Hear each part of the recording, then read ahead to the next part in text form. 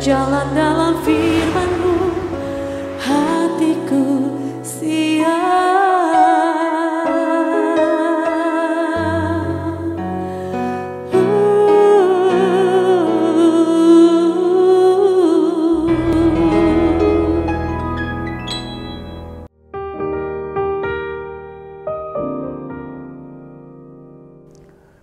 Salam, God lover yang dikasihi oleh Tuhan Yesus. Senang boleh kembali berjumpa dengan saudara dalam Raise and God malam hari ini bersama Diaspora TV.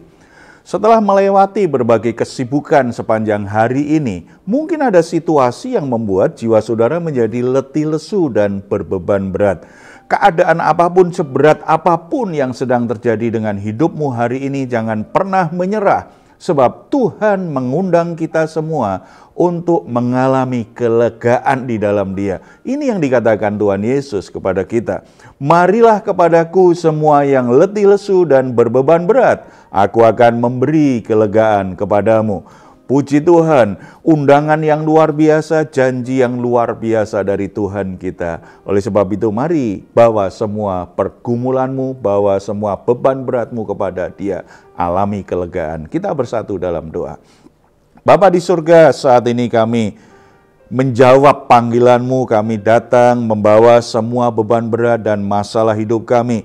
Kami sangat percaya kuasa Tuhan akan sanggup untuk menolong kami. Kuasa Tuhan akan membuat kami menjadi kuat dan menemukan jalan keluar terbaik untuk masalah hidup kami. Jiwa kami akan mengalami kelegaan, damai sejahtera, sukacita itu sungguh-sungguh akan menjadi kehidupan kami sehari-hari. Bapa, saat ini kami siap mendengar firman-Mu. Mari Engkau berbicara kepada kami secara pribadi dalam nama Tuhan Yesus Kristus. Amin. Ada orang yang tidak membalas dendam, tidak membalas kejahatan yang menimpa dirinya karena dia takut untuk melakukannya atau memang tidak ada kesempatan. Beda ceritanya kalau orang berani dan kesempatannya ada. Bagi orang-orang yang berjiwa besar, dia tidak membalas dendam bukan karena dia takut atau karena tidak ada kesempatan, karena dia memang memilih untuk memutuskan tidak membalas dendam. Dia membuat keputusan yang terbaik seperti yang diajarkan Tuhan, seperti iman yang dia yakini. Saudara-saudara, kembali kita akan mempelajari kebenaran firman Tuhan. Mengapa balas dendam itu bukan solusi tepat dalam hidup kita. Saat ini kita akan belajar dari 1 Samuel pasal 26 ayat 1 sampai 25. Perikop ini menceritakan tentang Daud sebagai orang yang pemberani, sebagai orang yang hebat dalam berperang, sebagai orang yang sebenarnya beroleh kesempatan untuk membalas dendam, membunuh Saul yang begitu jahat dan mengejar-ngejar dia untuk menghabisi nyawanya. Tetapi Daud tidak mau membunuh Saul karena Daud punya alasan penting sebagai orang yang mengasihi Tuhan. Karena Daud punya alasan benar untuk tidak melakukannya. Mari kita lihat apa alasan Daud. Dia tidak mau membalas dendam, membunuh Samuel yang berusaha untuk membunuhnya. Kita akan membaca beberapa ayat yang mengungkapkan tentang hal itu. Alasan pertama, Daud itu sangat menghormati orang yang sudah dipilih oleh Tuhan. Kita baca ayat 9 sampai 11. Tetapi kata Daud kepada Abisai, jangan musnahkan dia, sebab siapakah yang dapat menjamah orang yang diurapi Tuhan dan bebas dari hukuman. Lagi kata Daud, demi Tuhan yang hidup, niscaya Tuhan akan membunuh dia. Entah karena sampai ajalnya atau ia mati. Entah karena ia pergi berperang dan hilang lenyap di sana. Kiranya Tuhan menjauhkan daripadaku untuk menjamah orang yang diurapi Tuhan. ambillah sekarang tombak yang ada di sebelah kepalanya dan kendi itu dan marilah kita pergi. Saudara-saudara, ini merupakan kesempatan kedua yang dimiliki oleh Daud untuk membunuh Raja Saul. Kita sudah lihat alasan dan kesempatan pertama, Daud bisa saja membunuh Raja Saul ketika di dalam gua. Dan yang sekarang, Saul sedang tidur, dikelilingi oleh prajuritnya, tetapi ternyata Daud dan pengawalnya yang setia, Abisai, itu bisa masuk ke kelompok mereka, menyusup ke kelompok mereka, ke perkemahan mereka, dan sangat dekat sekali dengan Raja Saul. Ada tombak yang memang siap sedia, ada di dekat tubuh Saul. Bisa saja dia ambil tombak itu dan dia bunuh. Tetapi Daud tidak mau melakukannya. Bukan karena dia takut, tetapi karena memang tidak mau melakukannya. Kesempatannya ada. Dia juga ada keberanian, tetapi tidak mau melakukannya karena Daud sangat percaya Saul itu diurapi, dipilih Tuhan. Dia menghormati orang yang dipilih Tuhan. Ketika hati dia menghormati Tuhan, maka Daud juga menghormati orang yang dipilih oleh Tuhan. Dia tidak mau rasa hormatnya terhadap Tuhan menjadi rusak karena rasa sakit hatinya terhadap orang yang sudah berbuat jahat kepadanya. Ada orang-orang tertentu yang telah ditetapkan Tuhan untuk memimpin kita. Dia adalah orang tua kita, dia adalah pemimpin kita, dia adalah hamba Tuhan yang jadi gembala kita. Ada orang-orang yang membimbing kita. Ketika kita berhadapan dengan kekurangan, kesalahan, kelemahan, ada godaan di hati kita untuk merongrong kewibawaan kepemimpinan mereka. Dengan kritik-kritik kita, dengan gosip-gosip kita, dengan perlawanan kita terhadap kebijakannya. Tetapi hati-hati saudara, jangan-jangan sikap dan perilaku kita itu sudah membuat kita tidak menghormati Tuhan. Kita lupa Tuhanlah yang menetapkan. Mari belajar dari Daud. Kesempatannya ada, tetapi dia tidak ambil kesempatan itu karena hatinya lebih menghormati Tuhan daripada rasa sakit hatinya. Yang kedua, Daud mempercayai bahwa Tuhanlah yang menguji hati manusia. Tuhanlah yang menguji motivasi seseorang. Kita baca ayat 18-21. Lalu berkatalah Daud, "Mengapa pula Tuanku mengejar hambamu ini? Apa yang telah kuperbuat? Apakah kejahatan yang melekat pada tanganku? Oleh sebab itu, kiranya Tuanku Raja mendengarkan perkataan hambamu ini. Jika Tuhan yang membujuk engkau melawan aku, maka biarlah ia mencium bau korban persembahan. Tetapi jika itu anak-anak manusia, terkutuklah mereka di hadapan Tuhan, karena mereka sekarang mengusir aku, sehingga aku tidak mendapat bagian daripada milik Tuhan dengan berkata, pergilah beribadalah kepada Allah lain." Saudara-saudara, Daud berhasil mengambil tombak, kemudian pergi. Di seberang Daud teriak kepada prajurit Israel, kepada panglima dan kepada Raja Saul. Dan dia berkata, kalau aku ada kesempatan ini, aku bisa aja bunuh Raja Saul. Tetapi aku menghormati orang yang diurapi Tuhan.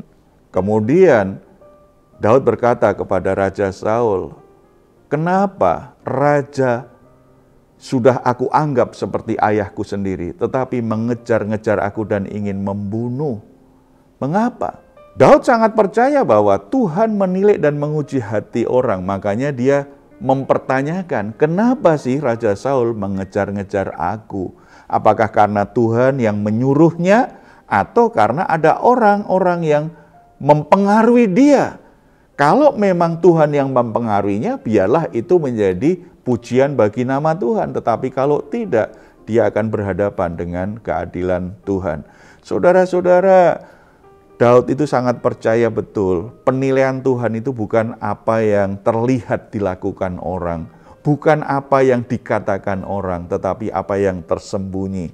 Karena itu Daud selalu menjaga kemurnian hatinya, kesucian hatinya, menjaga betul supaya semua hal yang dilakukan didorong oleh niat hati yang kudus.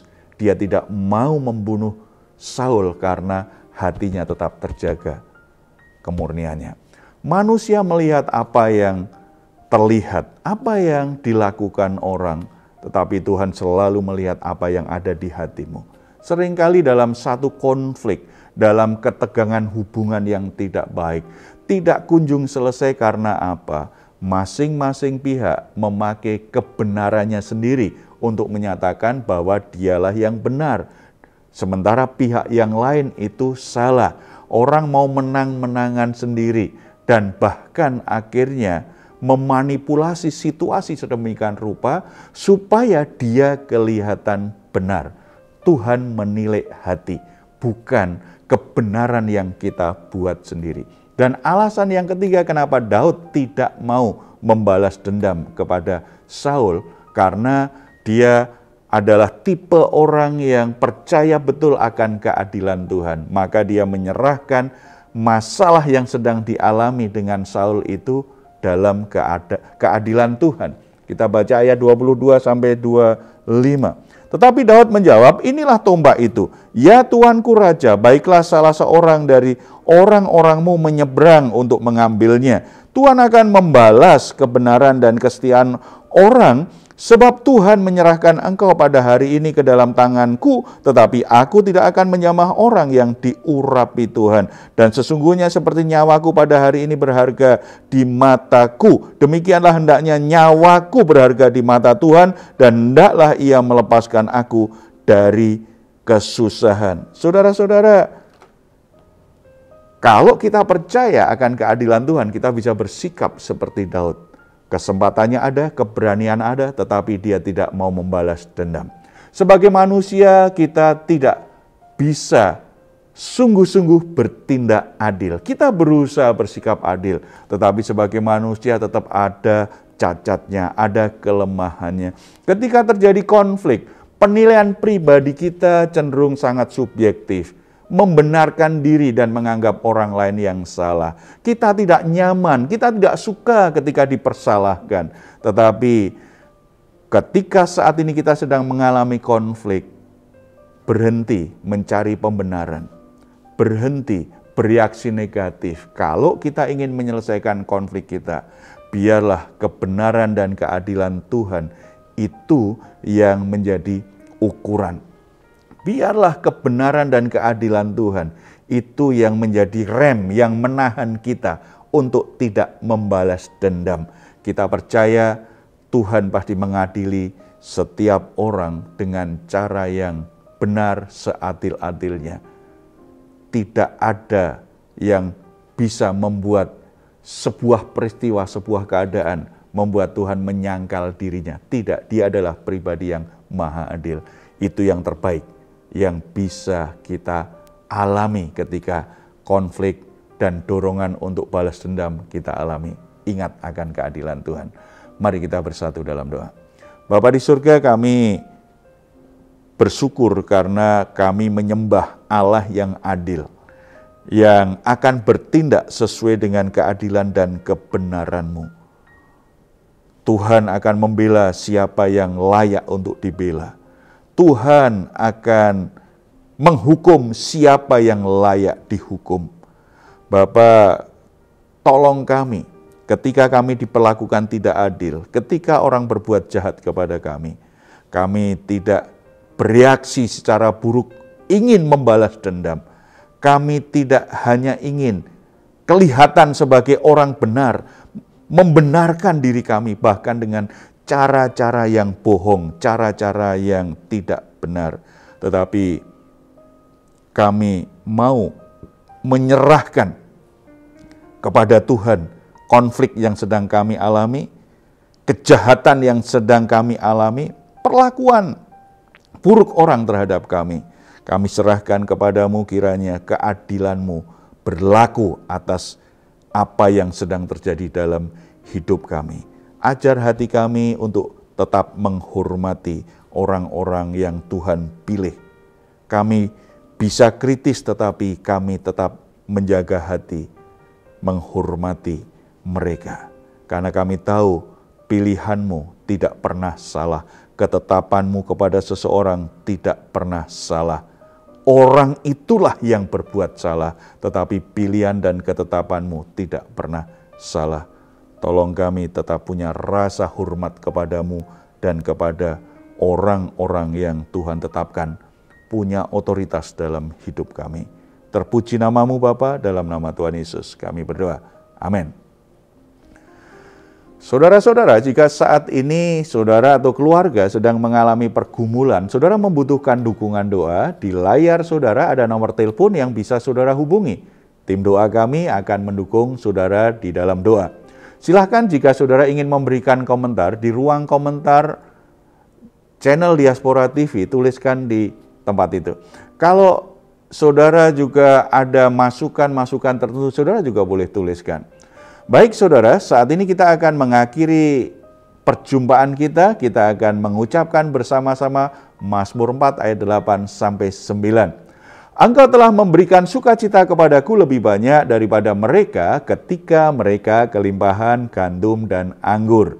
Dengan tentram aku mau membaringkan diri lalu segera tidur. Sebab hanya Engkaulah ya Tuhan yang membiarkan aku diam dengan aman. Puji Tuhan, selamat beristirahat.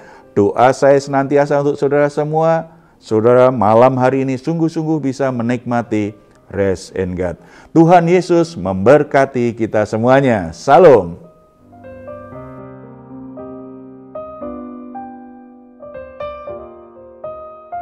Hatiku siap